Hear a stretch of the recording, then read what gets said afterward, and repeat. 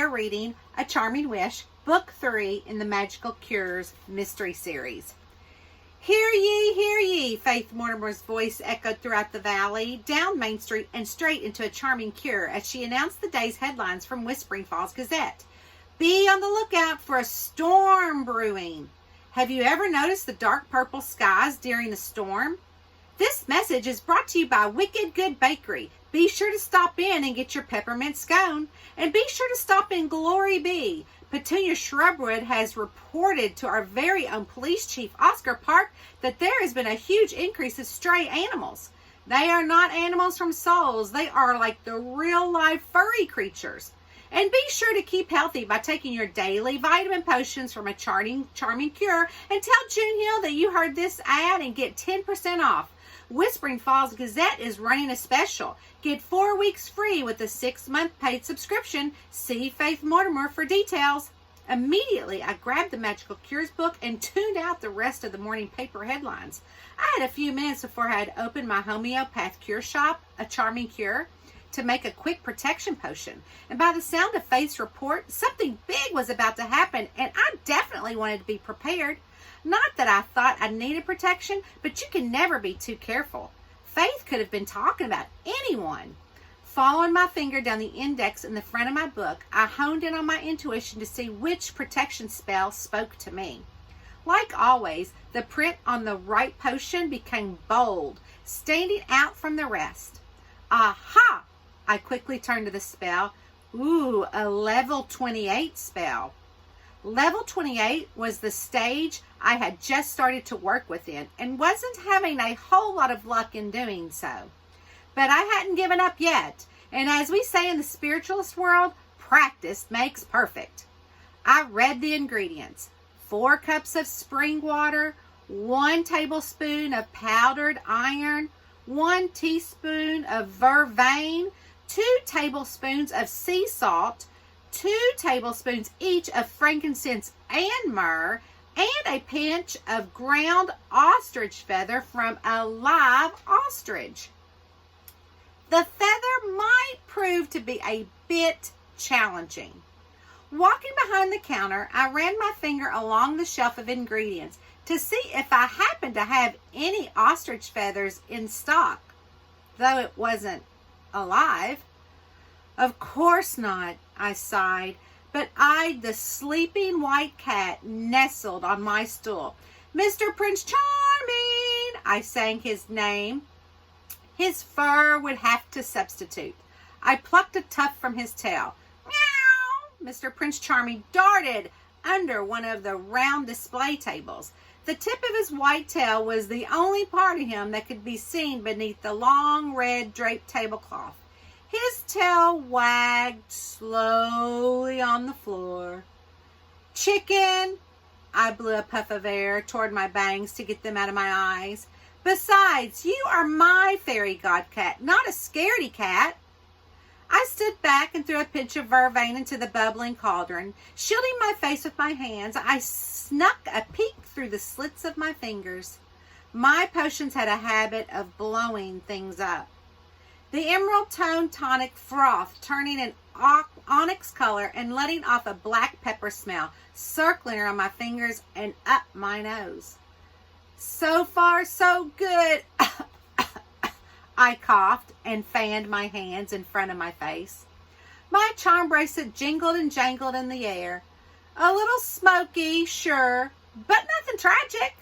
Mr. Prince Charming yanked his tail completely under the table, making me a little uneasy. I looked down and grabbed my turtle charm, then gently touched the Celtic knot, the dog charm, and the small owl charm attached to my bracelet.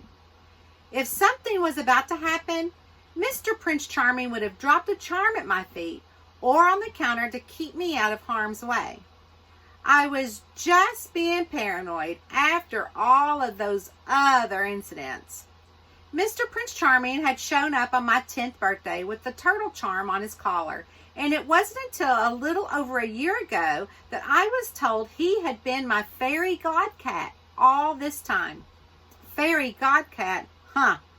I glared at the table, more like a scaredy cat. Most little girls dreamed of having a fairy godmother like Cinderella. Well, let me tell you, that was not how it happened in real life. I got a cat. I let go of my bracelet and pushed a strand of my black bobbed hair behind my ear and rolled up my sleeves to finish the potion. Grabbing a handful of salt, I threw it in a chaser of natural spring water and Mr. Prince Charming's hair. Woo! A puff of smoke shot up and hung over the boiling pot. It fizzed and popped, and I slowly stirred the frothy draught until the bubbles turned into a slow boil. I closed my eyes and took a deep breath as I tried to tap into my intuition for any insight for upcoming danger. Luckily, I have always had a wonderful sense of intuition, but going to Hidden Hall, a spiritualist university, for intuition school was one of the best things I had ever done as a spiritualist. Not only did it help me tap deeper into my gift, but it also allowed me to understand my place in the spiritualist world. When I was a baby, my parents lived in Whispering Falls until my spiritualist dad was murdered. The community moved Darla, my mom, who didn't like to be called mom, and me to Locust Grove, a nearby town. Darla owned a Dose of Darla, which was a booth at the local flea market, and I had grudgingly worked there. What teenage girls want to be seen at a flea market, much less running a booth there? Surprisingly, she did well, but passed away right after I graduated from high school, leaving me in charge of a Dose of Darla. I have to say that I think I did a fabulous job. The more homeopathic cures I made, or you could say potions, the more they sold. Customers started to flock to the booth. When Whispering Falls Village Council discovered I had inherited my father's spiritual gift, they came knocking. Only I didn't know anything about my gift until I visited Whispering Falls and realized it was the perfect town for my ornery cat and me. Level 28 sure is smoky. I reached over and grabbed the frankincense. My intuition told me to use just a dash. The smoke cleared and the cauldron stopped bubbling, and it let me know that the potion making process was finished. Well, that wasn't so bad, I called to Mr. Prince Charming's direction. The edge of the tablecloth looked like a beating drum. He batted at the loose hem. Directing my attention back to the potion, I knew I had to pick the perfect bottle. I scanned the shelf on the wall that was full of empty bottles that just seemed to reveal themselves to me. Usually the right bottle would step up to the plate and glow after the matching perfect was made. Come on, I encouraged each bottle not to be shy as I took my finger and went down the line, gingerly tapping each one. Nothing.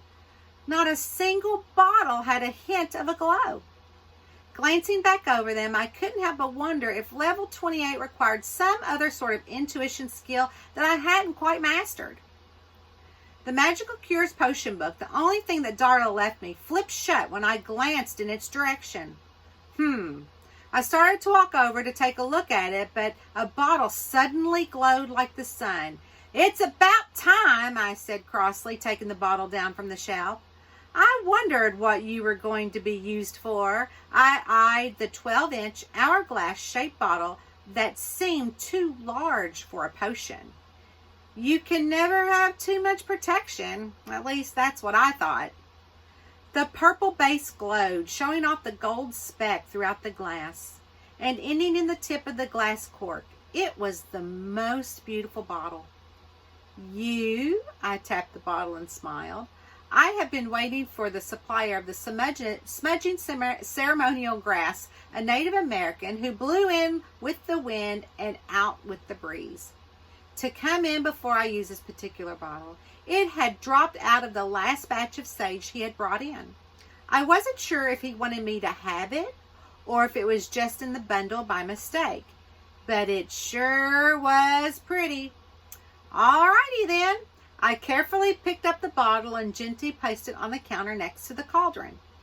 I do wish I knew how to get a hold of your owner. I eyed the bottle once more before I gently stirred the potion. The Native American didn't leave a way for me to reach him. He always said he knew when I needed a new supply, and he was always on time. I looked back over my shoulder, glancing at the smudging ceremony bundles. There was only one bundle left, which meant that he would be here soon. With the ladle full of level 28 protection potion, I dripped a little around the perimeter of the shop. What was left would go into the bottle and be put on the shelf for sale. I'm sure it would sell in no time. Thrice around, circle abound, evil sinks into the ground. Thrice around, circle abound, evil sinks into the ground, I chanted as each drop hit the floor. The scent of chocolate chips wafted around the room. There was one thing with potions. When I made a potion tailored to a customer, the potion took on the customer's most favorite scent.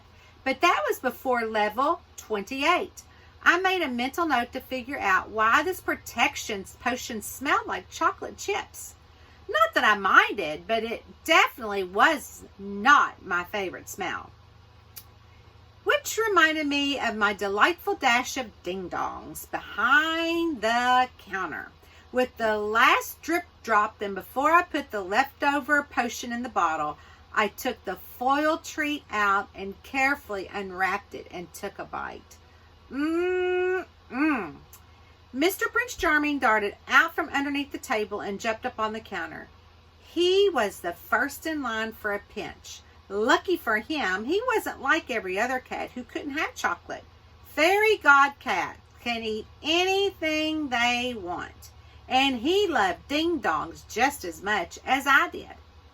I checked my watch. I've got to get back to work, I told him. It was almost time to open, and I wanted to make sure to get the lovely potion back on the shelf. Slowly, I unscrewed the pointy tip and pulled, and then pulled harder. This must be really old. I tilted it to the side to show Mr. Prince Charming. Sss, sss. His claws hit the glass bottle, shooting him off the counter and to the ground. Landing on his feet, he scurried across the room and scratched at the front door. What is your problem today? I yanked the cork off the bottle and it glowed red, burning my hand. Ouch! I dropped the bottle, watching it bounce like one of those kid bouncy balls all around the shop. Roar! Mr. Prince Charming ran back under one of the tables as the bottle bounced to and fro, landing on its side in the middle of the floor. Indigo smoke spewed and swirled around, dancing to the sound of the kazoo. Something told me that there was more to level 28 than I knew, but I was sticking with what I knew. I reached down to pick up the bottle. It rolled left and then it rolled right, making it difficult for me to grab. Mr. Prince Charming was nowhere to be seen, but he was letting his presence known. Dropping to my knees, I reached over and pulled up the tablecloth. Finally, a voice boomed out from behind me. Ouch! I rubbed my head after I jumped up and hit it on the table. Potion bottles tumbled down and crashed on the floor. Whoops! The same voice said, only a little more meekly this time. I guess I should have said what I'm supposed to say.